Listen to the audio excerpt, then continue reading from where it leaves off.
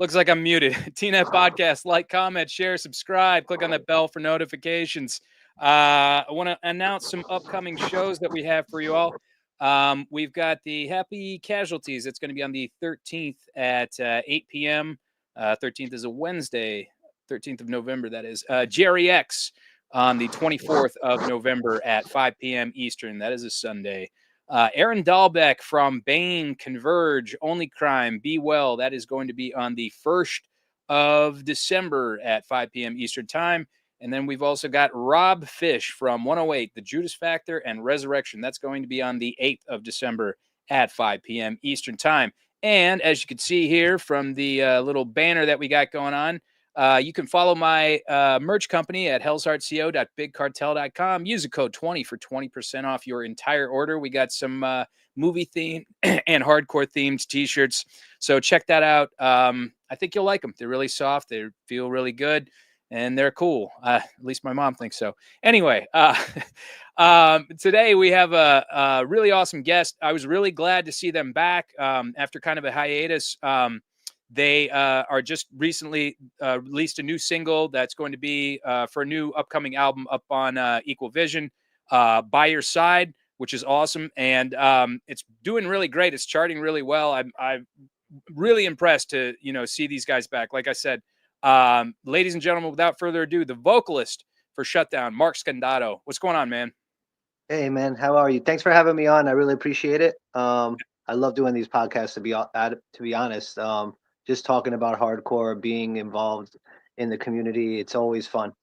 Yeah, man. And I saw that you guys had just done my friend's Noise Avocation show, and you're going to be doing Drew Stone's New York Hardcore Chronicles show here coming up soon. Yeah, man. It's like I feel like I'm making the rounds, but I did like a handful of podcasts.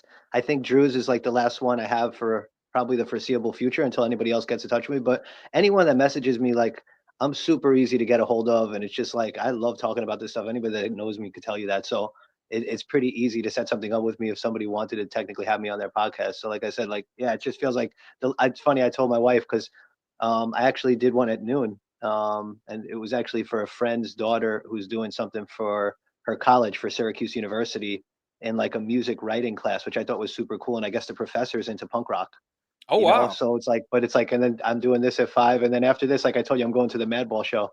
So my Yeah, entire Sunday is filled with hardcore. dude. That's incredible, man. Like when you can kind of like make that like the nucleus of what you do, like something that you really enjoy. That's when you know that you're kind of like really succeeding at life is when you can, like I said, just kind of make that your whole world. I think that's great. Thanks, man. Yeah, it's like just on your path type stuff. Like as we get older, we try to make time for the things we love more. Obviously, we're all family first guys. Like every member of the band has multiple children. I have 4. Jimmy has 3, and Steve and Dion both have 2 kids. So Wow. you add that up, we could put a football team on the field. And it's like one of those things where if you follow us on Facebook or whatever individually or Instagram, like we're always on with our families, football games, baseball games, cheerleading practice, dance practice, whatever the case may be, like but the band is a super important part for all of our lives, and we wanted to do something special with this record because it has been so long. We wanted to like really create something from scratch that people didn't see coming, and I feel like we definitely did that. I think there's new songs on here that people are going to be a little shocked by for the better. And then Yeah. there's like vintage Shutdown songs that people will definitely not be shocked by. And it's just kind of like the evolution of the band. Sure. And now 2 questions actually. Now you mentioned you and all the band members have children. Are they getting into hardcore? And 2, I guess my next question would be like, what was kind of the reason for, coming back and doing a new record? Yeah. So all the guys, we do have children. Some as young as 2. My daughter's 2 years old, and my oldest son is 17, and Jimmy's oldest son is also 17. And then, you know, Steve has a teenager. So, and then the rest of the kids are like, 12 and 10. So they're all getting to be that age. They all know Shutdown. They all support Shutdown. We actually, on the last song on this record, we wanted to involve the families, and we decided to put all the kids at on the last song of the record. So at the very last song that was written in tribute to Dion's son, who has autism, The song's called "What Are You Thinking." There's a chorus at the end where all the kids together collectively are singing in unison, like what we call like a campfire style chorus to an acoustic Oh, cool. guitar. And that's what closes out the record. It's actually super special. Like I've told people about it, and it's like then they hear it and they're like, "Wow!" Like like it's so the kids are on the record. We try to pass the torch to them. We don't force it on them. I think in the case of myself, my 17-year-old son has autism, and Mm, he does not really like music at all. But my 15-year-old son is a skateboarder. He's a skater. He's a skater with goofy skater hair and raver bell bottom type pants, and just a freaking chain wallet, and it's like it's sure. 1996 all over again in this Oh house. yeah. And Jinkos I and love it. I love watching him skate, but he's into hip hop. That's his thing. He's into like nice. all kinds of like weird hip hop and like gothic hip hop and all this stuff. But I took him to a few shows. I took him to a Shattered Realm show that played down here a couple years Oh ago. He shit. really liked it. Kids were stage diving, kids were dancing. He was into it. He saw a friend from school at the show, and he was like super psyched that like a kid at the show knew him. I took him back. The same group of kids that promote shows in Broward County in Florida. They're called Equinox Booking. They do an Equinox Fest every year, and I took him back this year. Yeah. Domain played. They're like the big band from Broward County right now. They're really, I'm really from heavy, Broward really County good band. originally, so Oh, awesome, awesome. Yeah, I yeah. live in Margate, Coral Springs area, Coconut Creek, kind of like in the Okay, I was triangle, what we born in call there. Fort Lauderdale, so I haven't been back Nice. there in years, but and that also begs a question too. You guys, you had a hiatus. You came back, and then, um, yeah. What kind of brought you down to Florida, and how challenging is that to maintain being in a band with the different geographical locations? Yeah. I came to Florida in on September 20th, 2001, 9 days after 9/11. I moved to Florida, and it was a planned move. We toured very, very heavily off Few and Far Between, and Few and Far Between came out September 10th, 2000. So we did a full year touring cycle. Like we had the whole year planned out. We went to Europe, we went to Australia, we went to Japan, we went to New Zealand, like we literally like did it all that year. And it was a really fun year. It was a crazy year. Um, had been to hell and back that year, like quite honestly, best of times, worst of times type of thing. When you're traveling at that young and don't really have anyone with you, it's like you just go through it all. And at the end of those tours, two of the guys were the way Shutdown is two of us are the same age, and the other two guys are 2 years older than us. So Dion and myself being the same age, we had just barely started college. The other two guys had 2 years in. They were going on and off. So they really only had like 2 years to get the degree left. And they were kind of getting pressured. We all lived at home, at this point, like we were touring our lives the whole every day, like the whole year. We were gone, I would say 9 months out of the year for like 2, 3 years straight. And then we would come home, but our parents didn't charge us rent. Like we didn't have expenses. So it was like we didn't It's make money, glorious, but we didn't lose money type of thing. right? And when the guys went back to school, I did not want to go back to college. So my grandparents lived in West Palm Beach, and they were like, "Come stay." My grandparents, Italian grandparents, spoil you rotten. So I was like, "Come stay with me. I'll cook for They don't you." want you to You, leave, do they? you probably my grandmother, rest in peace. They both passed away. My grandmother's like, "You're probably tired from all that touring. Come to Florida. I'll take care of you. I'll cook for you every day. You go to the beach." I was like, you guys go to school. I'll go do that. And I went to Lake Worth, Florida, lived with my grandparents for a month. And at that point, the guys were basically, we were talking, we had passed up a tour. We got offered a tour to do like straight from, we did Warp Tour in August 2001. We did like the third leg of Warp Tour. And then from there, we knew we were going to stop and the guys were going to go back to school. But right before they made that decision, we were going to keep touring. We got offered a tour with Biohazard and DRI in Europe where the three bands would share a bus and tour Europe for 6 weeks. And I was like, that was my dream tour, dude. Like Biohazard was like, Brooklyn legend, and like I literally like when we got offered that tour, I begged them not to go back to school. I was like, guys, just one more, and they were like, Mark, we got to go back to school. My parents were like, Yeah, whatever you want to do, whatever you want to do. You already did it this time. yeah. So they wound up going back to school. I was like, kind of like my little like hidden FU to them. I was like, fine, I'll go to Florida. Kind of like the brat in me. And I went to Florida, hung out for like 2, 3 months. A couple of friends came down here that I had grown up with in Brooklyn. They were planning on getting an apartment. These two girls that I grew up with, like sisters to me, kind of from the Brooklyn hardcore scene, and they were asking me if I wanted to get an apartment too, and if I needed a room because at that point I couldn't live with my grandparents forever, and I didn't really Right. want to go. If the guys were going to stay in school in January, I didn't want to go back to Brooklyn. So I wound up getting an apartment with them, and then from there, kind of made my life. As they say, life gets in the way, and everything kind of happened from there. We did play sporadic shows from like 2003 all the way up until 2017, but the choice to make new music really started, I think, like a concisive effort started during the pandemic. And you mentioned that Few and Far Between was released on September 10th of 2000. Now, I remember having the video. It was like a victory compilation, like DVD that I had, and you I know remember that one. that the video that for Few and Far Between was actually filmed on top of a building. Where Int- was that specifically? And It's I funny. guess that would have been pre 9/11 too, right? Oh yeah, yeah. No, that was very pre 9/11. That was a year exact before 9/11. So that video was filmed in Chicago. And at the time, Tony Victory was insistent upon us filming the video in Chicago around the staff of Victory, who we had grown very close with from Against All Odds. We were kids on that label, probably the young. I think no, we definitely were the youngest band on Victory. Oh And wow. at the time of like Earth Crisis, Snapcase, like we got signed like when the big three were the big three, so to speak. The Strife, what I call the big three back then: Strife, Earth Crisis, Snapcase. Oh yeah. And you remember the era. Oh yes. Very well. And getting signed to that label, in addition to the fact that Warzone was on the label, so it was like a no-brainer.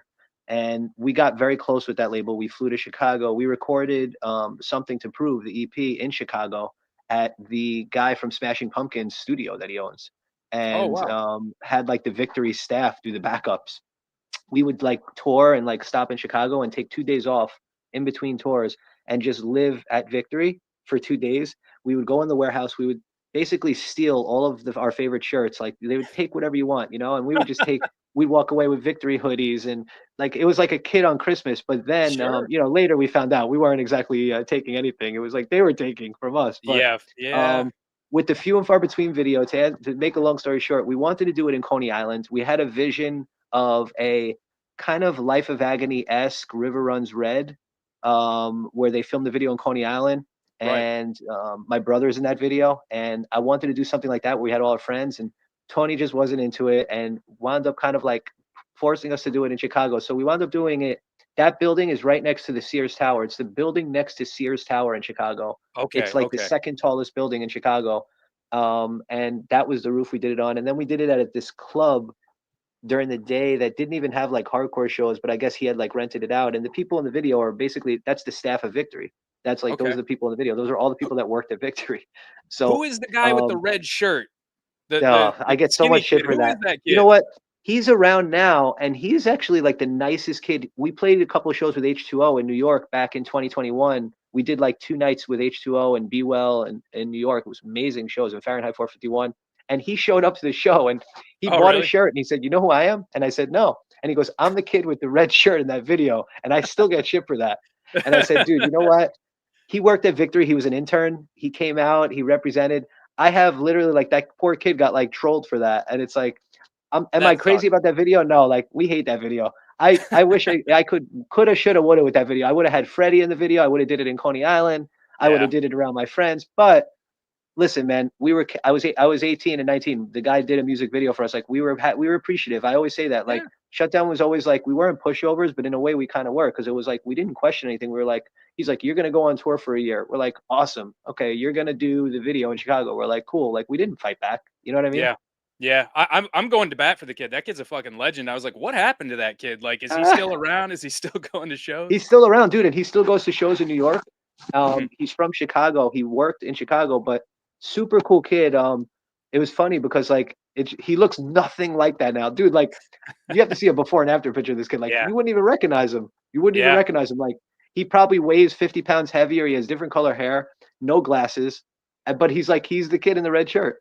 Sure. I mean, and you know what? Like when I first started going to hardcore, like I look at old pictures of myself and like just cringe. I'm just like, ugh, I geeky. Like I was like, I can't believe I ever dressed like that or whatever. But it's kind of an era when you first start to find something new. You're just at the same time you may be kind of like finding yourself, and For so sure, it's man. it's like that's the journey of being in music and hardcore, and I think it's a great thing, and it's good to know that people like that are still around and kicking, so Yeah, man. Um, It's an ever evolving thing. Like, like I don't dress the same way I did when I was, playing shows in 1998. right. It's you're just older, you just grow, the music, you still love the music. It's just you're just a different person, you know what I mean? I don't the times have changed, you know what I mean? You could look at any Right. band and say that. Yeah, absolutely, absolutely. Now let's kind of go back to the formation of Shutdown. Or actually further back than that, we were talking about like music and whatnot. For those, and I always want to go and listen to more of the podcast where people are on. But then I was like, I don't want to get too deep into this because I don't want to, ask the same questions and retread all the same ground.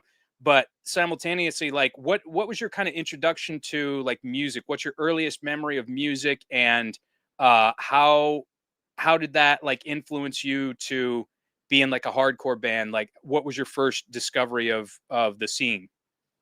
So I'll give you a different answer than a lot of people do ask that, but you asked an interesting question. You didn't say my discovery to hardcore. You said my discovery to music, which is actually different. And my discovery to music was our father. Our father was, rest in peace to him. He died, in 2014 of cancer. But our dad was a big influence. He had 5 boys. I was the youngest, and we had two record players in our house. One in the room that me and my brother shared, and then we had one in our living room.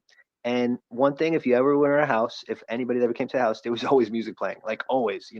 My dad usually controlled the record player downstairs. And I could remember being 2, 3, 4 years old. My dad loved kind of like 3 or 4 artists. He loved Elvis, he loved Johnny Cash, he loved Buddy Holly, and he loved the Rolling Stones. Like that was like his like four. That was his Mount Rushmore. Oh wow. And my dad was born in 43, early baby boomer. But he loved music. He loved doo-wop music. He loved Led Zeppelin. He was a big Led Zeppelin fan. And he had all the vinyl. And like I was growing up, I could tell you, like, not just from my brothers. My father was a big influence on all of us. I think that's probably why 3 out of 5 play music in the Scondotto brothers. And my fourth brother's involved in music, so it definitely played into it. He wasn't a musician, believe it or not, our father, but he really was like heavily involved with just his love of music. Had a love affair with Elvis and Johnny Cash. Like he just loved them, and it was cool to me when I was young. Then go up to be 8, 9, 10 years old. I did share a room with all these brothers. We were like lower middle class, and we had this like little attic, literally an attic that made shift like 4 beds in one little room. Like if I Oh showed it to wow. my wife now, she would literally laugh. Like they called child welfare services on us. But like we slept in an attic, like an attic that like they put 4 cots in, and like that's where we slept. We called it the tower room. Yeah. And it was pretty wild. I look back at it now, I'm like, wow. I was like, I never realized, like, well, damn, we had it rough. But no, Yeah. um, I was really close behind my brothers. Two of my brothers are 6 and 8 years older than me, respectively. So if you can imagine, when I was 8, one was 15 and the other one was Oh, 17. that's got to be rough. And yeah, oh, it was. Whew. And then after that came my other brother, who was 19, and then the oldest brother, the big toe, the one that did everything right, the banker now. He's a great brother, great, awesome person. He was like how much? 14 years older than me. So there's a big gap, and I'm the youngest. The ones that are this 5 and 6 and 8 years older than me, their beds are right behind me, and they had posters. They weren't just hardcore posters. They had Metallica posters. They had Judas Priest and Iron Maiden posters. They had, right next to that, Underdog and Youth of Today posters and Gorilla Oh wow. Biscuits. And the one that I remember always, the New York Hardcore, The Way It Is compilation poster, the green poster with the green Yeah. print, with the picture in the background, and that was my introduction to hardcore. I speak about the suicidal tendencies because I would flip through my brother's vinyl, and I would just look for like cool covers, like artistically wise, because I was a kid, I didn't know what it was. And I was like, oh, this looks like a cool cover. I remember looking at Suicidal. I'm like, wow, look at that name, Suicidal. Like, what is this music about? And I remember putting the record on and hearing like Institutionalized, and that, like, I could literally like get goosebumps just telling you, like, that I like, so it was so different and it was so Yeah. cool. And I was like, this is what my brothers are obsessed with right now, isn't it? My brother Mike was skateboarding and starting to get into like Pal Peralta and all that stuff. And like it all kind of like clicked for me. Like it was a natural progression for what I liked at the time. Before I liked hardcore, I liked rap. I was into Biggie. I was into like Wu-Tang Clan, but I really wasn't sure my own personal identity of like what I really wanted to do. I knew what I liked. rock wise, I would say I listened to I listened to like Poison and Warrant, but it wasn't like what I was like gravitating towards like as a kid. It was just like what was on TV to me. Um, I really more gravitated to like hip hop, to be honest. When I was like 11 and 12, I loved hip hop. Yeah. Beastie Boys were kings to me, you know? So hardcore, when I saw my brothers, and then when they explained to me that the Beastie Boys were a hardcore band, like everything just like, it was like all the light bulbs in my head started clicking at 9, 10, 11. And by the time Mind I was blowing. 12, my parents finally let me. I would beg my brothers for 2 years when I was 10 and 11, take me to shows, take me to shows, take me to shows. Every Sunday they would leave in the morning. They wouldn't come home till night. They were only 16 and 17. My parents would let them go. They'd have a curfew. CB's matinees were over at like 7, 8 o'clock. They'd make it. And they took me for the finally, and when I was like 12, they finally took me to shows. And once I started going, like you bet your ass, like I never let them stop taking me, like I Wow. literally just fell in love with the music. Like the culture, the community, everybody was like really cool to me because I was their little brother. And like, I mean, I remember one of my first shows was I'm going to see Madball tonight, and one of my first shows ever was 1993 July at Lemore's, going to see Madball. And it's pretty surreal. Like I'm really good friends with Freddie now, and it's like life is really, really trippy. I will tell you It's that, like weird. really, really trippy. Yeah. It's weird how that works. Yeah, same thing. My dad actually took me to my first hardcore show. Like he didn't go in, of course. He just drove me and a few of my friends there because we were all too like, you know, young to I yeah, I don't think any of us were old enough to have a driver's license at the point, but Yeah, it is, what you're saying about like, yeah, kind of making friends with people in like that influence you as far as musically, like that's incredible. And I don't think that you can really get that through many other genres of music, like no, hardcore. I try to explain this to a lot of my friends. It's like a community and people are there and you know each other on a first name basis and you can, oh, hey, how's it going? How's your family? How's your kids? Stuff like that. It's almost like a spiritual, like church experience, and I don't feel like you it get that is. in too many other scenes. I definitely feel like that. Like it's funny you say that. Like I've compared it to that at times because it's a community where people kind of lean on each other. Like I hardcore has been there for me, best of times, worst of times. Like I have like this music has really picked me up in times where I've needed it, whether it's me putting on a specific record or me reaching out to people, lifelong friends that I've met through this community. They're the ones that are there for me, and they're the ones that accept me. They're the ones that I can be myself and say, you know what, I'm this way. You know me. I'm also this way, but you know where my heart lies. So, Sure. you know, hang in there with me. And it's true to form. Like all those people are from the hardcore scene in my life. So Well, and, yeah. and I think that we're kind of at a point to where uh the world's in kind of a transitionary state, and I think there's a lot of animus towards some people and animus towards other people, and it's like I think as human beings just need to understand that we're all those things, all those labels or whatever, like they really aren't that important. Like just be a good person and have a good heart and don't like try to eviscerate somebody for whatever they believe or whatever. Just like make your actions uh make your actions good and just have good intentions and you know treat everybody fairly and equally, I think. Dude, I couldn't say it better. Like you literally took the words right out of my mouth. Like just live your life. Don't worry about other people. Live a good life. Do good things. Don't count them and just be. You know what I mean? Like I Yeah. think there's too much emphasis. Everything's under a microscope, and it's like when you look under a microscope, you're gonna find something. You know what I Yeah. mean? Yeah. There's probably, you know, if you want, like my son said this to me, and it made so much sense. And I just used the analogy with the microscope because he said it to me. He's like, Dad, if you look under, take a follicle of your hair and put it under a microscope, you're probably going to see like stuff moving around. But don't worry because you don't know that that's there, and you live your life every day not knowing that. And guess what? That's a part of your anatomy. It's So true. but if you really wanna look at it, it's gross, and you might think like, "Oh my god, there's, like, bugs or something on my head." No, it's just everything's under a microscope now. People really are just over judgmental of people's personal lifestyles, which is just crazy to me. Like, it's like, Yeah. dude, worry about your own life. You're really worried about other people's lives? Right. Respect Yeah. e self there's a lot of things that can be solved very easily with mutual respect, and I think it's like just a big issue going on right now. So we just try to stay in our lane, as a band, as people, as parents, as individuals, and just feel like good things will come. We really have this meaning and this like um, kind of like mantra with this record where we say like, gratitude is the attitude with Shutdown, because like we are very, very appreciative to be in this situation right now. Like we just want to play hardcore. We just want to travel to as many places as possible, see our friends and do what we love. And as if we do that, like we're winning all day. You know what I mean? Yeah.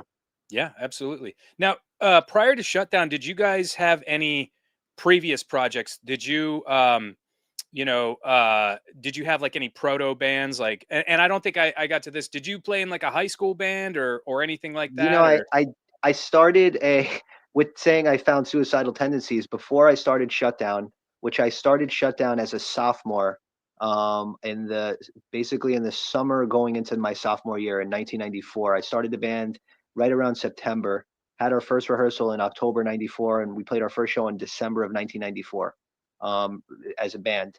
But I did try to start a suicidal tendencies cover band before that. I was learning how to play the guitar and not really thinking about singing. I had two friends who were skateboarders. We learned like four songs and then we never played a show. So no, I never had a band. Steve never had a band. Dion was in a local band from Brooklyn called Muddlehead. They played a lot of shows in the mid '90s with like Brooklyn hardcore bands. And Jimmy was in a few bands. Jimmy back in 1993, he's the oldest in the band. He had like when I first met Jimmy in 1993, he was a senior in high school and I was a freshman and he had skipped a grade. Jimmy's super smart. And Jimmy had like long hair, like straight long hair, like down to his backside. And he was like diehard into Obituary and like Cannibal Corpse. Really nice. quiet, cool guy, but like when you look at the stuff he listens to, it's like really dark, like death metal stuff, you know? And he was Sure. in a band called Overpower, and he played in a band called Purge. So he was in a couple like local bands before Shutdown. But then really, I started the band with the bass player, original bass player Anthony Veretos. He played the first year and a half of Shutdown until Dion came and joined when Anthony decided he couldn't go on tour. Okay. And you guys, I mean, playing in New York, as such a young band, like where, we talked about Madball earlier. Who were some of the bands that kind of like helped to like bring you up in the scene, like gave you opening slots on their shows or even venues at all? Like what were some of the biggest teammates, I guess you could say, to Shutdown? Definitely the first one, like, was Raybeez and Warzone, pre-Victory, before we were on Victory, when we were just a bunch of kids, hardworking, trying to get on shows in New York. I gave him a demo, and I told him that we were just trying to play shows. He asked me if we were straight edge. I told him we were. He thought that was awesome because he at the time was straight edge, and he had explained to me that he hadn't been straight edge large time in his life, and Hmm. we became close really quick when I was 15, and Shutdown was playing, like, that was like our first year of playing a lot of shows, and it was like around 95, and stayed just over the next 2 years, just got really close with him, to the point of just like going to shows together. We met up in the city together, long nights and phone conversations. Their cell phones didn't exist, so like I would have to call his house, he would call my Oh house, type wow. of thing. Yeah. And it was just like he was like a big brother to me, really. I don't know, like maybe even you can call him more of like a father to me in hardcore. He I didn't know anybody other than him up until really the point of around the time he passed away. And when he passed away, and I tell people this is almost like a Bronx Tale, the movie style, because at his funeral, really truly speaking, is where I met all these like New York hardcore legends, so to speak, Yeah. who knew of me but never met me, but heard of me through Ray. So at Raybeez's funeral, I met Roger. I had met Freddie before, but we really got to know each other at the funeral. And the way the common bond was just that Ray always talked about me and us and our friendship, and how he believed in us, and he believed that there's always the next generation. Raybeez was always talking about. I mean, this was like his big thing. If you know him, like, he was always looking 5, 10 years ahead. He's like, we need to keep this music going. Like, this is something special. Like, we have to support the young bands. He was all about the kids. Like, anybody that knew him knew he was like that. So for Yeah. Shutdown specifically, he took us under his wing. Before we were on Victory, he offered us to go on tour with them in the business. We couldn't leave school to do that tour, so instead he put us on the weekends. So we did like two full Nice. weekends with the business and Warzone of that tour. They had toured all of Europe and America in 1996. Yeah. At his funeral, there was a tribute show, as you know, at CBGB's in October of '97, and we played that show. And at that show, one of the Victory guys came up to us and gave us his card and said that Raybeez would be at Victory's office in Chicago, like all the time. All he would tell Tony Victory was sign Shutdown, sign Shutdown. Like we didn't know that. Like I had no idea he was doing that. He's like, you got to sign these kids. He's like, they're the future of hardcore. They're the next generation. So when we played that tribute show, that's kind of when we officially met Victory. They said that Raybeez kind of pushed it, and that Tony now saw us. That Victory, the Raybeez tribute show in October of '97. It's on YouTube. Like absolutely bonkers Shutdown set. Like people bouncing off the walls, flying off the stage. Like that show was as memorable as you can imagine. And after that show, Victory, I guess, was like, okay, these kids are real. Yeah. And we talked to them, and like from that point on, like that's kind of how our future as a band started. So from the funeral of Raybeez, we got to know Roger and Jimmy Gestapo and Freddie, and pretty much everyone in the New York hardcore scene became like a brother to us. Ezak, the Wow. Crown of Thorn guys, the Breakdown guys, the Killing Time guys. I know I'm naming like all the legend bands, the Cro-Mags guys, but I have to give them their flowers because I'm going to tell you Sure. the truth. Like at that time, they truly did take Shutdown under their wing. Like people like John Joseph put us on, the Hardcore for Hunger benefit. Freddie put us on multiple weekends with Madball. When we went on Victory, I think some certain legacy bands, as they call them, I think they saw that we were for real, like we were going to do this like full time, and they really didn't like. We were like 17. They're like, yo, these kids are going for it. And I think those bands were like really inclined to help us, and they did. Like we did a U.S. tour with Harley Flanagan in Paris of the Cro-Mags and All Out War. We did a U.S. tour with Agnostic Front. We did Europe with Agnostic Front on a tour bus for 5 weeks. Wow. We did some amazing tours. We toured, we did the Victory Winter Tour with Blood for Blood, Hatebreed, Scarhead, and All Out War. That Buried Alive, that was Wow. incredible. We did Yeah. some really really cool things, and I think we met most of those New York hardcore people post Rabies, death, but in a good way, where like they came to us and they were like, you know what, he's not here anymore, but we got you guys. Don't worry, we're not going to let you guys fall.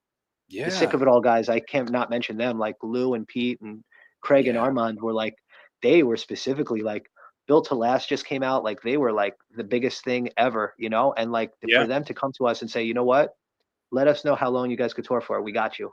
And we couldn't take off more than 2 weeks, dude. So like we did 2 weeks of the Built to Last tour with Ensign. And like Ensign did the whole thing for like 6 weeks. And I was so like envious of that. I was like, I want to do this tour, but we wound up doing 2 weeks on the East Coast of Built to Last. And it was amazing tour. Amazing. I Yeah. mean, that was like Scratch the Surface and Built to Last for me. That's like two of my favorite records. So Oh yeah. like all these people in New York hardcore looked out for us. I can't front and tell you that people were not looking out for us, but the way it happened was really organic in the sense that I gave Rabies a demo. He passed away 2 years later, and then all this shit happened for the better, for Shutdown. Wow. Everybody that talks about Rabies, just they always say like what a stand-up guy he was and what like a genuine person that he is. And I've gotten a lot of that from the folks in the New York scene. Like everybody, I've made a lot of friends from doing the show. I've been up to New York a few times, and everybody is just really really awesome, and just genuine, and just real dudes. Like they Yeah, keep it real. And I think that's what the appeal of the music is it's just, like I said, real dudes, and talking about life and singing about things that kind of all of us deal with. And I think that's so amazing, and that's such a great thing for them to be able to do, to just kind of look out for you guys and support you. just to pay it forward, right? Like, and Yeah. and and like that's. I feel like I'm at a point in my life now where I may be in Florida, but I want younger bands in New York to know that I want to pay it forward, and it's Right. not in a cheesy way where it's like I want to teach you my teachings. Like, no, that's not what I'm trying to do, dude. Like, it's like Right. I just want you to know that like I know you're not making money. I know you're doing this from your heart. I know it's rough to be out there, but follow your dreams, do what you love. You don't want to live in any regret, you know what I mean? And Right. there is a right way to do this, dude. Like there's like there I'm not going to say we did it the wrong way, because we didn't, but you live and you learn. And like we really took lead from bands like Sick of It All, whether it was the equipment we needed, whether it was what time to get to the venue to sound check, or whether it was what kind of show to put on live every night. Like you got to like bring it. Like if you're on tour, like as a hardcore band, like you can't be tired one night and not bring it. Like you Yeah. literally have to bring it like every fucking night if you Oh yeah. truly want to do this. I'm not saying like, it's not, it's like, but if you really truly want to do this, like you literally have to do it because you love it, and you have to bring it every night. The perfect example of that is Terror. Like look at Terror. They're a flawless band.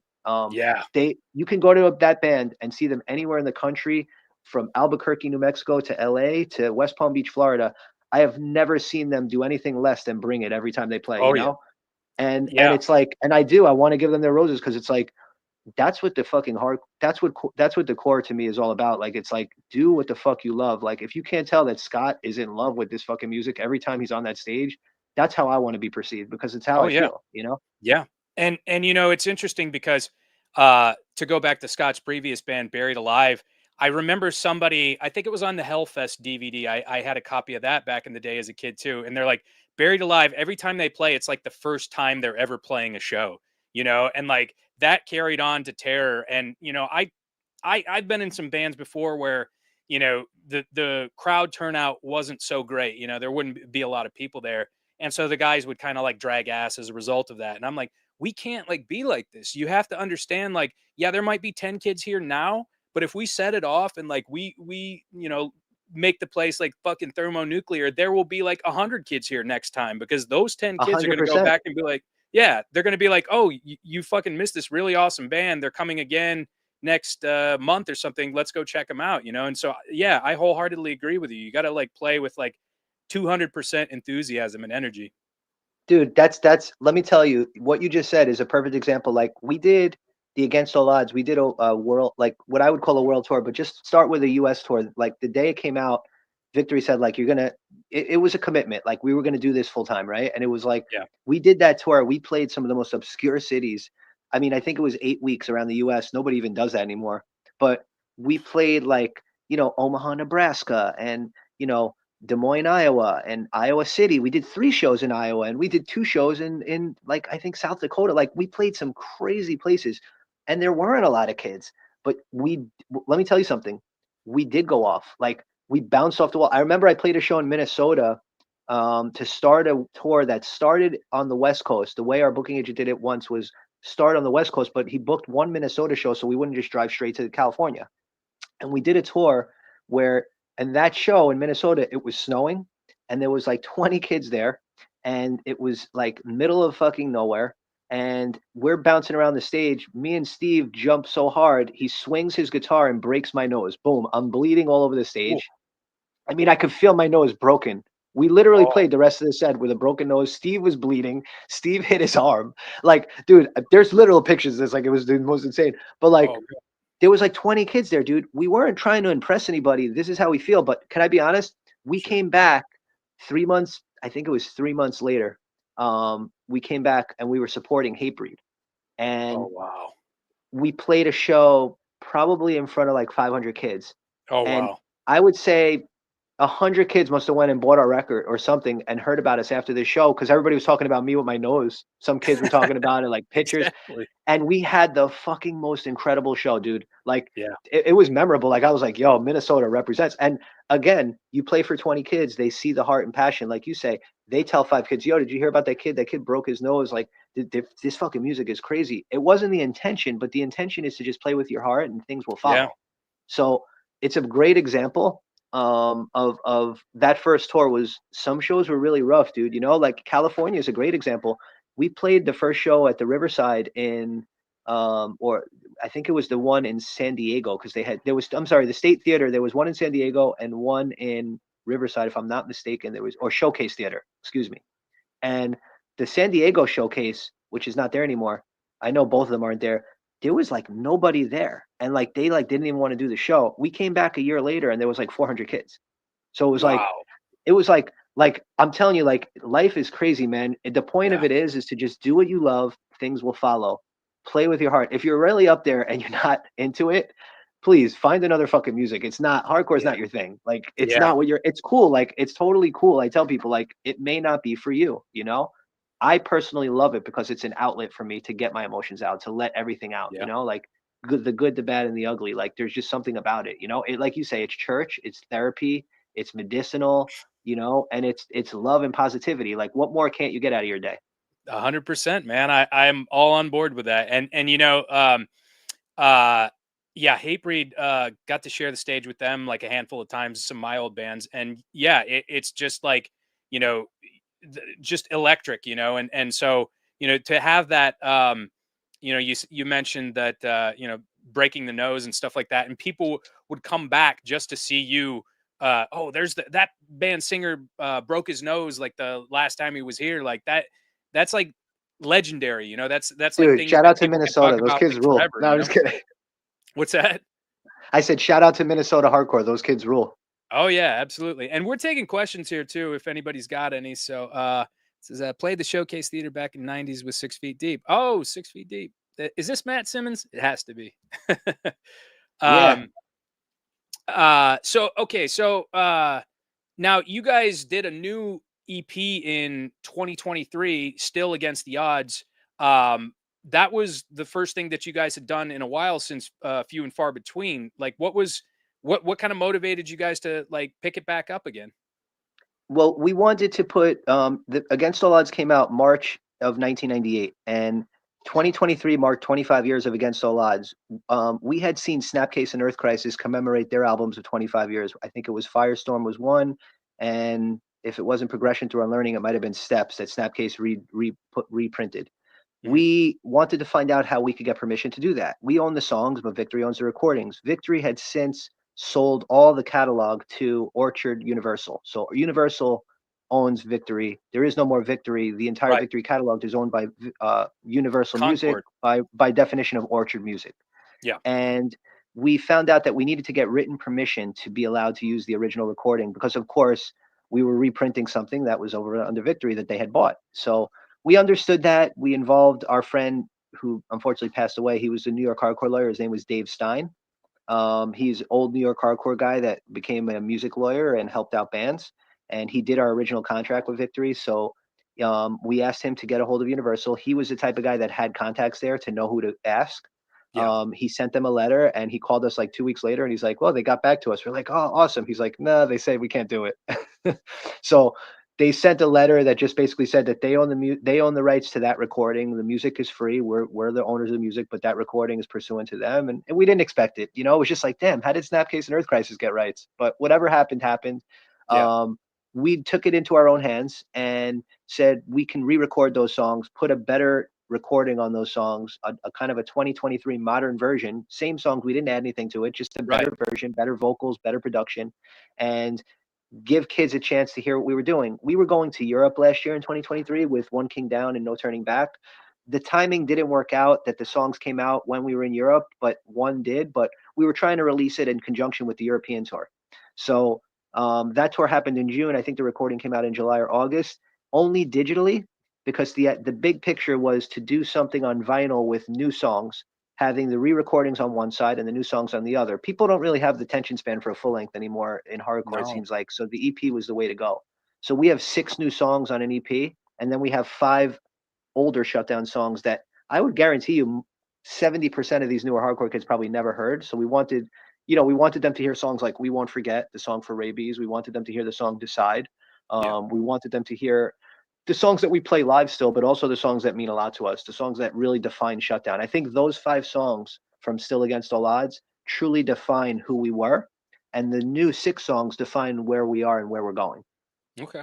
Okay. And so with these new songs, like I noticed that you had sent me one of the new tracks, which is going to be released Wednesday. What thematically, like, what do you guys kind of and it was talking about like toxic people and dealing with toxic people, which I am no stranger to. So what thematically, like, what do you feel like is kind of the like all encompassing message on the newer release For the video or for the release as a whole? as a whole? So the release as a whole, we talked about it, and the message is that we want people to know that we are still a positive hardcore band. We're still here. We haven't changed. None of us have changed, to be honest with you. Absolutely none of us. You could talk to all 4 of us. We're the same people we were. Be true to yourself and kind of look at the better side of things. That's our message. You know what I mean? There's a lot of negativity in this world. It's really just seems like it's getting worse with that stuff. And we feel like we can be a light in a tunnel of darkness type of thing, you know? Sure. There's room for all brands of hardcore, and I listen to everything. I am not somebody that just listens to positive hardcore. To be honest, some of my favorite bands right now are not that genre.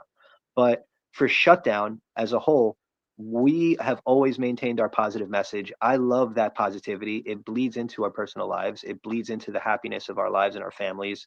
When we're doing this music, when we're traveling, when we're touring, when we're writing music, when we're putting releases out, we are the best versions of ourselves. I mean it when I say that. And you know, we all struggle with something individually, whether it's, you know, personal, mental, whatever. So this band for us brings a light out in us that we want to show, and we've come a long way. That's the message with this record. Like, you know, like we got a lot of criticism when we were kids, some for the better, some for the worse. Some people thought we didn't belong where we were at the time. Some people thought I was too young, I was too high pitched. We worked really hard to improve our craft, whether it's, you know, guitar, bass, drums, or vocals. And I want that to show on this record. And I think it does. Like, I truly think it does. Whereas I am our own biggest critic. Like back then, I hated everything. I'm like, oh, I don't want to hear it. It's, you know, now it's like, we work so hard on this record that I want people to hear it. I want to share it. Like, I want people to know that we put our hearts into this. And I do believe that when people hear it, I believe like that will be shown. Yeah, and I mean, I'm loving it, man. Like I said, it just blew my mind that you guys were, back doing new music again. I was like, man, I got to reach out to these guys and get them on the show somehow, because it's like, it's inspiring to me to see people, stick around this long too. Because I'm going to be 42 here in a few weeks, and I've got friends that are still playing music, and even in the realm of doing you know things that are kind of adjacent to hardcore but not directly, like podcasts or like merchandising lines or something like that. Yeah, man. And so it makes me really happy to, like, like I said, see you guys doing this and getting on the road and doing all that again. So now what's like a typical day in the life of Mark? Like, what do you do, like, when you're not doing music stuff? That's a great question. Nobody's asked me that. So when I'm not doing music, we have four kids. You know, I have two boys, 17 and 15, and two girls, 10 and 2. We're done. That's it. The castle's closed. But we, you know, it's dad life here. You know, it's I work remote. I have a full-time remote job. I'm a corporate recruiter, so I spend a lot of my time on my laptop on LinkedIn during the day. Believe it or not, during the Oh weekdays. man. You know, I don't have to show my face too often. I do a lot of initial interviewing. I'm an internal recruiter for my company, so it's a very work-life balance type of gig where I love my job. I love, you know, my company's all about transparency and helping companies save money. So it's like we stand for something good, and it just makes me feel good to be a part of it. Um, Outside of that, you know, it's dad life. You know, my daughter plays softball 3 to 5 days a week. Her mom is heavily involved with that, and I'm at the games. You know, my oldest son is graduating high school. He's getting ready for college. He just finished up college applications. He's a brilliant student. He's blessed to know that, you know, he has a full scholarship to any college he wants to go to in the state of Florida, through a program called Bright Futures.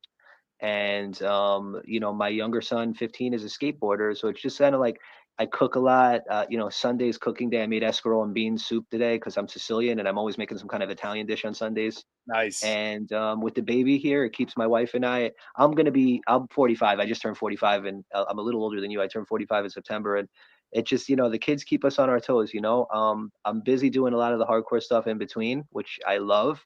Like I told you today, had an interview at 12, have doing this at 5, and going to Madball at 8 o'clock tonight. that's So that's insane, I man. can't complain, man. It's a mix of family, work, you know, music, and just us playing. You know, I'm planning a lot. A lot of my time right now, like the last few weeks, has been planned just planning next year. It's a lot. It really is, because back in the day, like usually most full-time bands will have like a booking agent and a manager, you know, and we knew all too well. Unfortunately, back then, like we probably didn't need one or the other. It was just a way to kind of siphon money out of us. Like we wound up making like 60% of the money we were making, you know. Split that 4 ways, tax it. I don't have to tell you, it's not much. Right. So I'm doing it all myself now. I don't know that that's a task I knew I wanted to take on, Right. but we're going to like 15 countries next year, and Oh wow. we're doing some really crazy stuff that I can't say, but there's a really big New York hardcore band that you're gonna probably be hearing something about us and them pairing up next year and doing something pretty big. So Is it there's Biohazard? all kinds of really I could that's my little wink through there. Okay, okay. We actually, like, I'll give you like we're basically confirming 3 European tours today. So it's like Wow. I'm just like overwhelmed at the same time. Yeah. Like I'm excited, and it's just like it's crazy. It feel again. I'm very happy and blessed to be in the mix. I'm very appreciative that there is some kind of crowd that wants to see the band, and more importantly, I'm excited for the new music to hopefully open doors to not just the hardcore kids here and younger kids, but people outside of our scene that just want to hear positive, good music. Yeah. Yeah, man. Dang, you're going to be busy. That's incredible. Are there any southeastern dates? Southeastern United States? We're working on it now. There will be. We were asked to go back to. We played Puerto Rico for the first time this year. That we promised them. We had such a good time. Stigma was actually there on vacation. What are the odds? Oh, But wow. what are the odds, right? So Yeah. we were on stage performing together. But Oh, we had wow. such a good time there. Shout out to Noel. He brings us there. We were asked to go back there. The only reason I say that is we try to make it a logistical uh, weekend where, because I'm in Florida, the guys will fly to Florida and we'll do something in the southeast. Like we're looking into probably doing something like Georgia, South Carolina, Florida, and then go to Puerto Rico, something like that. We're working on it. Nothing concrete now, but for sure in the plans next year. There's a really good venue up. I'm in Charlotte area now, called the Rabbit Hole, and I saw Fury of Five and Madball play there, and it's a Oh, really I awesome saw venue. that. I saw that Yeah, show. Yeah, I did. I saw that show when the flyers were going around. yeah, good venue, awesome venue. Awesome. Air conditioned. Can you believe it? Yeah, North Carolina, like that's the thing for me. Like, it's funny. Like, I'll have to send Joe. It's want to know the truth. Like, I have my old friends in hardcore that are still around that book shows, right? Like Joe Hardcore or people like that, and I'll send him a message and I'll be like, point me in the direction of somebody in Maryland, or like Yeah, I sent him a message the other day. I'm like, point me in the direction of somebody here, like, or Andrew from Strife in LA, and I go, Andrew, yeah, point me in the direction of somebody in San Francisco. And it's funny, like, this is kind of how I'm working it. If you can imagine, it's a lot of legwork on my end, yeah, but I'm happy to do it, man. By Your Side's doing really well. yeah, Untouchable comes out Wednesday. It's a totally different vibe than By Your Side, as you saw. Like, I yeah, think yeah, some people think the whole record's going to be super melodic. I hope they're not disappointed with Untouchable. But there's a lot of melodic songs besides Untouchable, so don't worry. But sure, Untouchable's kind of to just let the people know, like, we're still vintage Shutdown. Like, that's like a vintage Shutdown song. Very, like, yeah, to me, almost Beastie Boys influence, just in the aggressiveness. It's kind of like just reminding the naysayers from the first one that, like, hey man, we're still here, we're still hardcore, you know. nice. That's awesome, But man. yeah, it's all good. Like, everything on this EP is different and unique. I'm gonna send you the whole thing. I thought I did, maybe I didn't. I'm gonna send you I the got the SoundCloud. Untouchable. Yeah, I was gonna say, hey, if you haven't, Oh, I'm you, sorry. I apologize. So yeah, so I'll when we stop this podcast, I'll shoot it to you on Instagram. It's like a just a SoundCloud, private SoundCloud for Equal Vision that they yeah, do for yeah, for promotion. So I'm happy to sure, send it to you. You got to check out What Are You Thinking? I can't wait for you to hear that song. okay. Untouchable was But even awesome though. from the first song, like a lot of people have heard it. Like, I put it to, like, Craig Satari from Sick of It All is one of my Yeah. good friends, and shout out to our shirt. This is our committee here. It's called the Bald Committee. We have The a WhatsApp group of about 30 musicians and friends and family on WhatsApp, and all dudes from Brian from the Bouncing Souls to Dean from No Redeeming Social Value, like people you would never imagine, like all bald guys, and it's like we kind of try to. We're like a brotherhood, but then we try to bring people in that are in denial of their own male pattern baldness. So Craig started the group. He's what we call El Presidente. Um, it's funny, Great. it's just funny, like it's so funny. But he like I let him hear it, and it's like he was saying how like the first song really hits hard. Like he's like that first song like gets you so. It's called the first song is called Our Time, and it's just such a hardcore, but it's like it's just got like a real big hook at the end. And Craig loves it. Like Craig tells me he's like, you got to tour off this thing. Like another person I like really trust that is kind of like a mentor to me is Joe Foster from the original Ignite, Uniform Choice, California. Joe Foster, guitar player, played in Unity, and he was somebody that mentored the band Young on the West Coast. He took us on tours with Ignite before we were on Victory. I gave him the EP because he's somebody I trust, and he'll break it down for me. And he literally called me and said he was like blown away by it, and he was like the best thing he had ever heard by us. And he said that he thought it was going to do very well. So it's like I try to like follow in their patterns, and I want you to hear it because I'm excited for people to hear it. It comes out Yeah. January 17th. The next single drops on Wednesday. I'll be at the Drew Stone show on Wednesday to talk about it. But we spoofed the Beastie Boys. Not spoofed. Spoof's the wrong word, but we paid an homage to the Homage. Beastie Boys. Shake Your Rump. And yeah, man, it's just everything's coming the way exactly what we were planning. So no complaints here. The Bald Committee. somebody was trashing me online. They said I had a receding hairline, and I honestly never really took notice of it or anything. So maybe I'll be joining you guys one of these days. Well, you know what's funny? I went to Warp Tour in Florida 2017, and Sick of Mhm. It All was on it. Candiria was on it. Um, hell, Knocked Loose was on it. It was a crazy. Look up 2017 Warp Tour. It's a pretty crazy lineup. Okay. And Hatebreed was Hatebreed on it too? No, Hatebreed wasn't on that Warp Tour. But 2017 Warp Tour, I know Sick of It All was on it. I know Candiria was on it. And um, I would go anytime Craig is in town or Sick of It All. I would go to the show. So like, I go and I'm by myself and I get my pass and Craig gives me the laminate and I get the ticket booth and I go and I find Craig. And this is just the type of guy Craig is. Craig starts walking me up to bands and having me take my hat off. And at this point, I had hair. And he was like, should he shave it or not? And I had like a big bald spot in the middle. And at that point, like he was bringing me up to like Lagwagon and Millencolin and like Bad Cop. And like whoever was on the tour was just like really funny. I was like, and then we were on there like, Winnebago, whatever they had, and we were talking, and he was just like, that was the type of person Craig is. He would bust your balls till you shaved your head. And I went home and I just something clicked and I shaved my head and I sent him the picture and he was like so happy about it. It was so funny. Wow. It was so funny. It was just so funny. Like he calls me the Phoenix because it's like the Phoenix rose from the ashes. It was so fucking funny. So that's when I actually shaved my head. I'm going on like 6 years of what we call bald freedom. That's glorious. That's glorious. Yeah, I tell you what, it's easier maintenance. Like during COVID when I couldn't get a haircut, I shaved it down, and then I took a big razor to it, and just it was so easy, so easy, Dude, so that's easy. what I do. Yeah, Yeah, I do. I'm it's a great. Gillette Fusion guy. Those guys are all Harry's guys. I'm a Gillette Fusion guy, and I just every 4 or 5 days I'm in the shower. 1, 2, 3, best feeling Yeah, in the world. And easy. I tell you, I never get over it. My wife tells me I look younger and more handsome, and I'm like, hey, that's all I needed to hear. Then you can get out of the shower and like do like the thing Marlon Brando does in Apocalypse Now, where he like does his hand all over his bald head and shit like that. Oh That's what my I god. would. So like I said, I'm a media guy. I always like to ask people like, what shows are you watching? What other music than your own and friends are you kind of listening to? Are you reading anything? What do you got? Shows I've been watching. Really, I'm more of a movie guy. I haven't been Okay, watching shows. me I don't too. know if you guys saw like the new Terrifier. I Um, have not.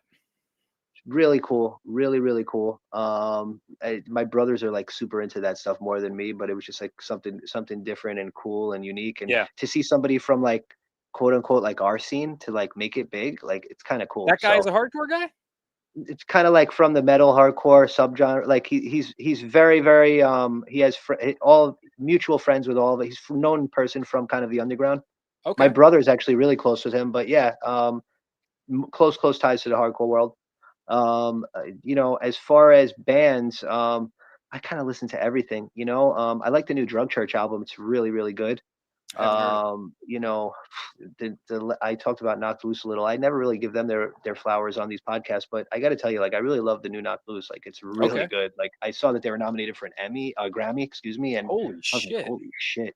Shout out to Wow. Vitalo from Backtrack, who like literally like put Turnstile and Knocked Loose. Like, he manages both of those bands. Like, I don't think people realize like the hardcore connection to like these bands that are like broke to mainstream. Like, like Yeah. Vitalo from Backtrack who manages these bands. Wow. So shout out to him for really like putting the music above and beyond, like taking this stuff to new levels.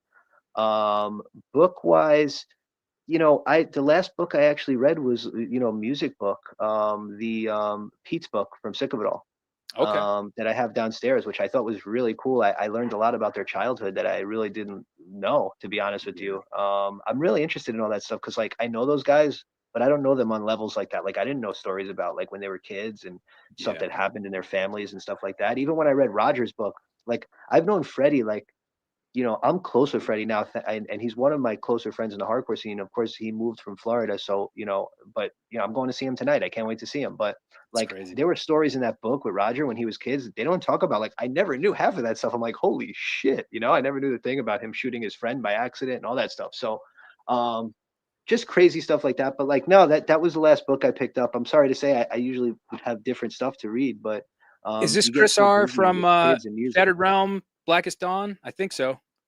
Say it again. I think this is Chris R from oh no, it's from Overthrow, Chris Ruffini. Okay.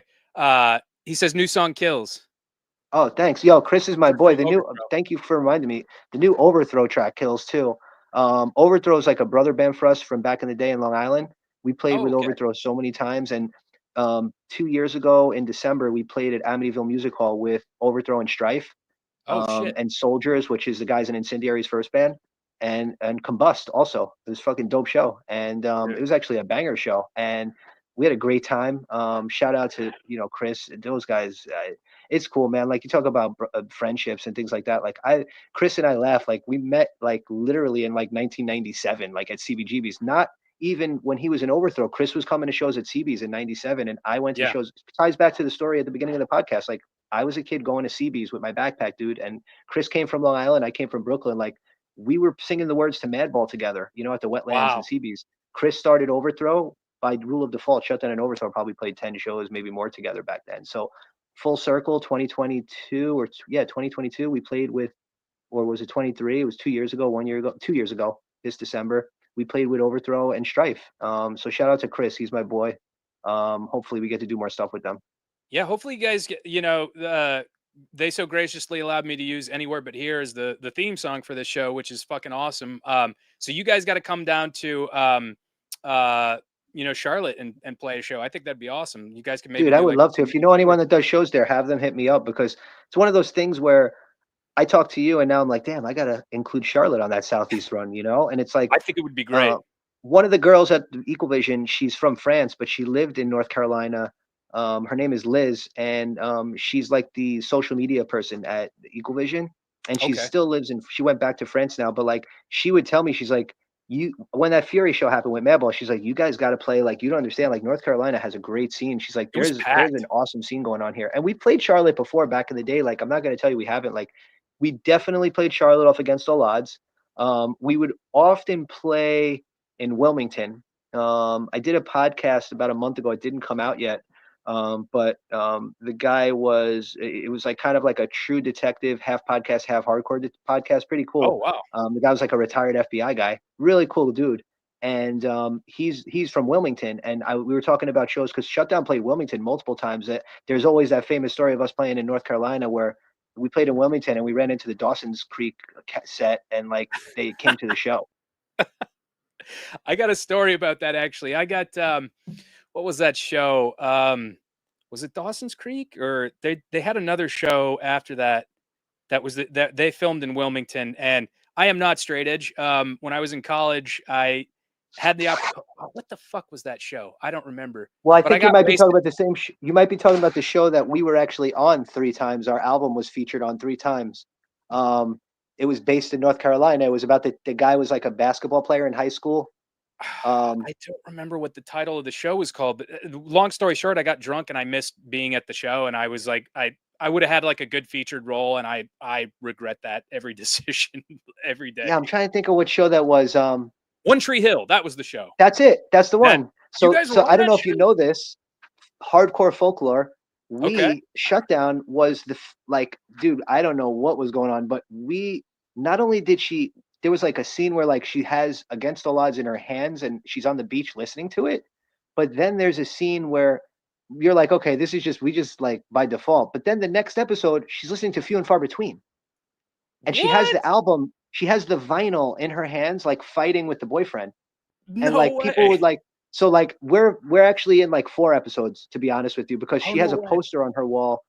I don't know the names. My wife is like a diehard fan. So the main character on the show, the girl with the blonde hair, who's like kind of like the problem child, she was like she collected vinyl, and there was 3 or 4 shows where she literally was holding Against the Odds in her hand, listening to it on her Walkman.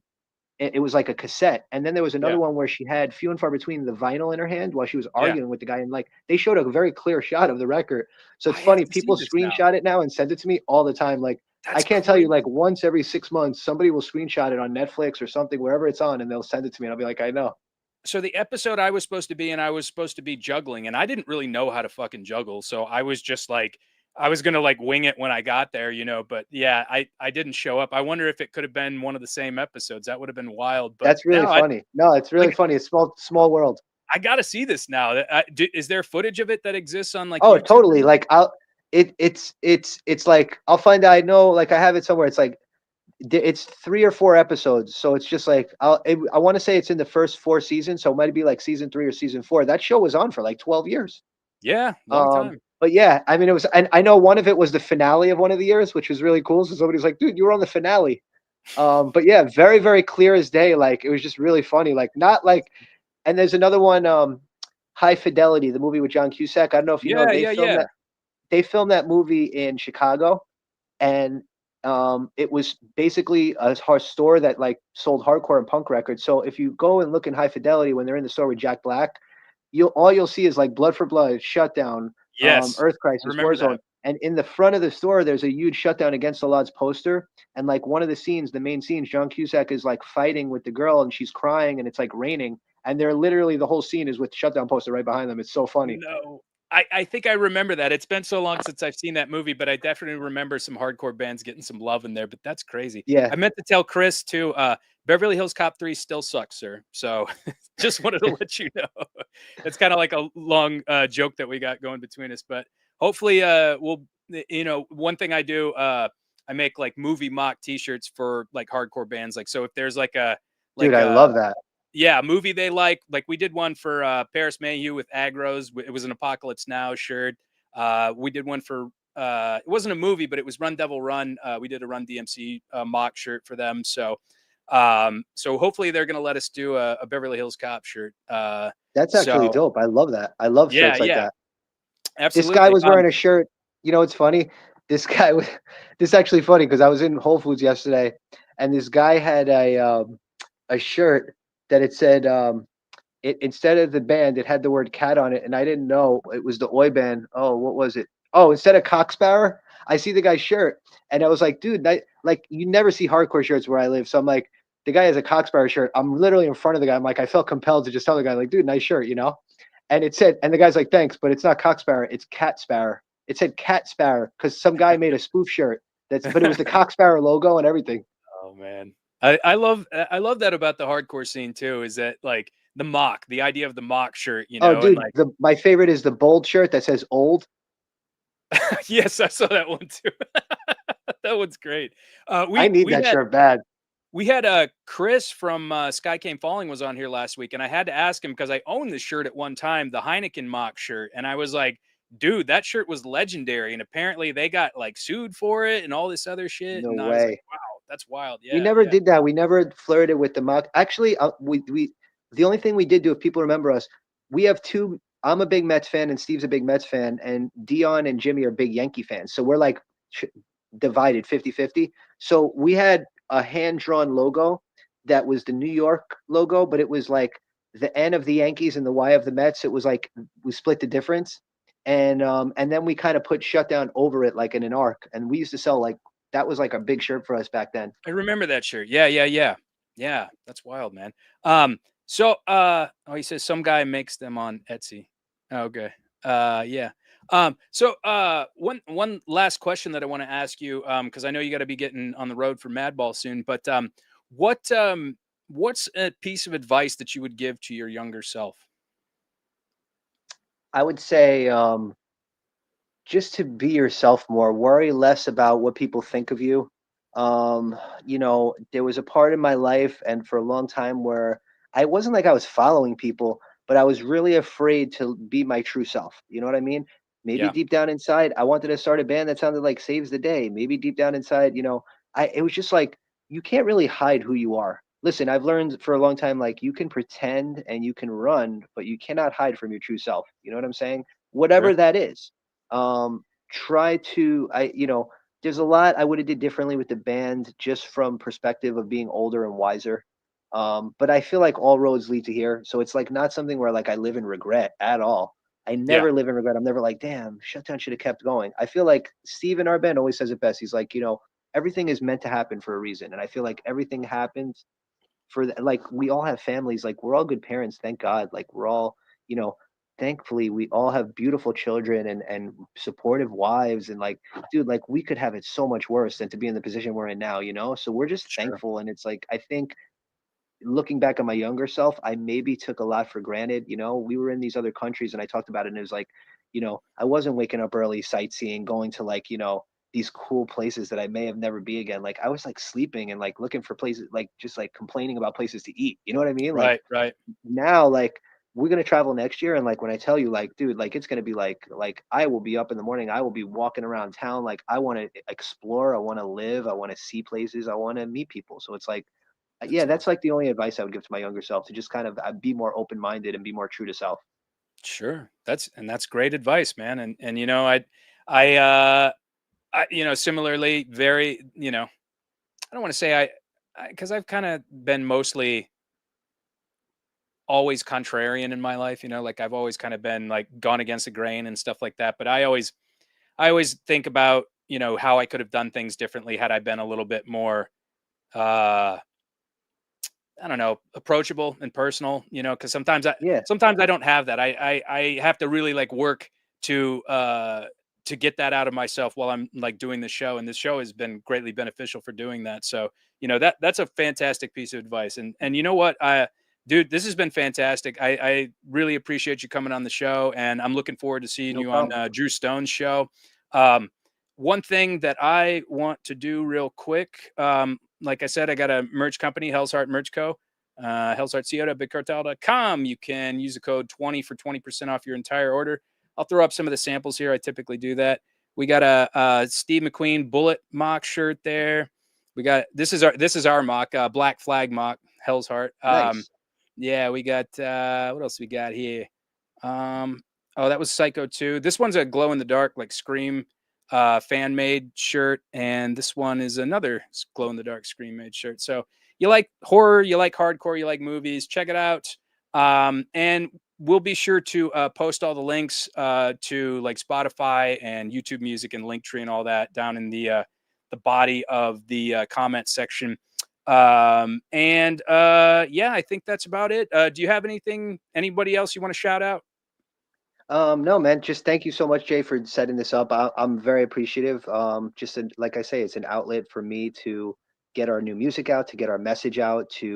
I think there's always people listening to these things that probably, I would say, willing to bet that never heard any of our music. So Yeah, if one person falls down the rabbit hole and gets into our stuff, like mission accomplished. So thank you for giving sure. us a platform to do that, and for supporting the genre of music, of course, by doing these podcasts. I think it's an important part of this generation of our music, because it's basically the equivalent of back then doing a zine to me.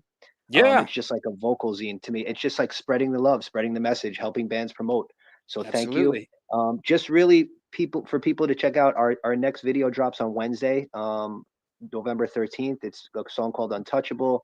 Yep. Really, like you said, it's about not letting any of the toxic people in your lives affect you directly, really not letting them touch you, so to speak. Yeah. To just kind of tune them out and to stay focused and to stay, goal oriented with your own goals.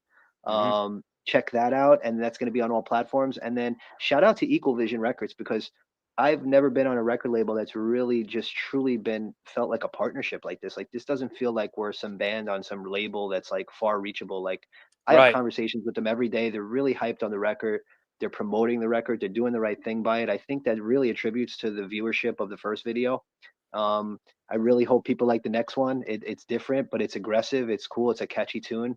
Yeah. I really just want people to just have an open mind. Check out this whole record. I think there's something for everybody on it. And yeah, if anybody has any questions or ever has any issues, or things they want to talk to me about, please reach out to me. This scene and this community, we do need to rely on each other in ways that other genres really necessarily, like you say, don't have that outlet. And I think it's the special part of this music. So never be Yeah. afraid to hit me up. I'm on Instagram at Mark Shutdown. I'm on Facebook.